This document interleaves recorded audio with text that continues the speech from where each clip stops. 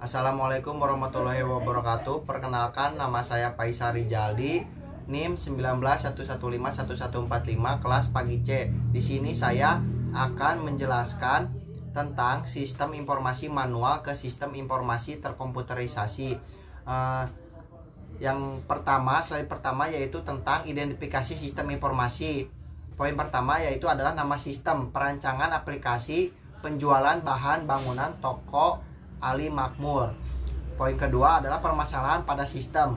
Yang pertama adalah pengelolaan data stok yang masih mengandalkan buku catatan mengakibatkan terlambatnya informasi yang dihasilkan. Poin kedua yaitu adalah kesulitan dalam melakukan proses pengelolaan data hasil transaksi penjualan karena harus dilakukan rekap kwitansi ulang. Yang ketiga yaitu adalah laporan data hasil rekapitulasi penjualan yang dihasilkan tidak akurat. Poin C, untuk mengembangkan menjadi sistem informasi terkomputerisasi. Sistem informasi terkomputerisasi pemesanan menggunakan bahasa pemrograman Visual Basic diharapkan sistem yang berjalan sekarang dapat terlaksana demi penyempurnaan. Slide selanjutnya yaitu adalah aliran sistem informasi manual.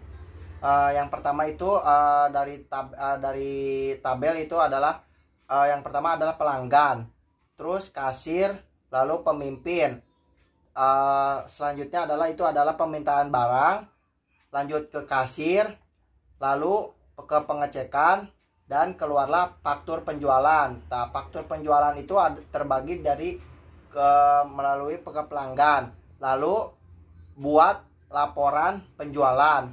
Selanjutnya adalah laporan penjualan, lalu dari pemimpin laporan penjualan di ACC oleh pemimpin, lanjut ke laporan penjualan yang di-ACC oleh pemimpin, lalu kembali lagi ke kasir ke laporan penjualan yang di-ACC.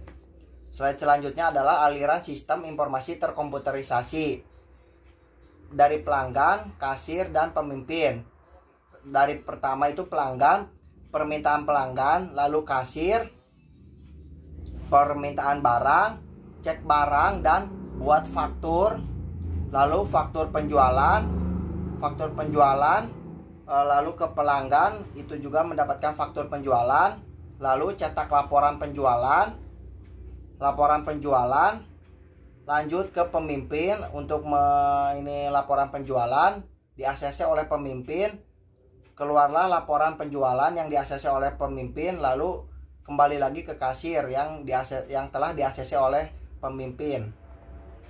Selanjutnya adalah diagram konteks. Nah, di sini adalah dari aplikasi penjualan bahan bangunan. Yang pertama adalah kasir. Lalu ada daftar permintaan barang, laporan penjualan. Lalu dari kasir balik lagi laporan penjualan dan faktur. Lalu dari aplikasi itu ke faktur, ke pelanggan, dari pelanggan ke daftar permintaan. Dan dari pemimpin itu adalah laporan penjualan dan laporan penjualan yang di-ACC oleh pemimpin itu sendiri. Selanjutnya adalah data flow diagram. Nah, di sini data flow diagram itu kan dari pelanggan. Nah, dari pelanggan membayar atau pembayaran, lalu melanjutkan ke permintaan barang, cek barang. Setelah permintaan barang lanjut ke kasir.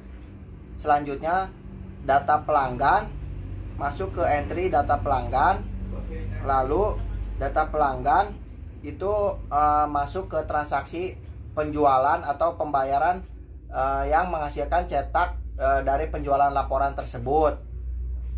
Lalu dari kasir masuk ke pengiriman barang yang diminta oleh si pelanggan itu tersebut. Nah, dari situ si pelanggan mendapatkan barang yang dia inginkan dari yang dia beli itu. Lalu dari faktur yang telah dibuat oleh kasir itu akan laporan ke pemimpin. Terima kasih. Sekian presentasi dari saya.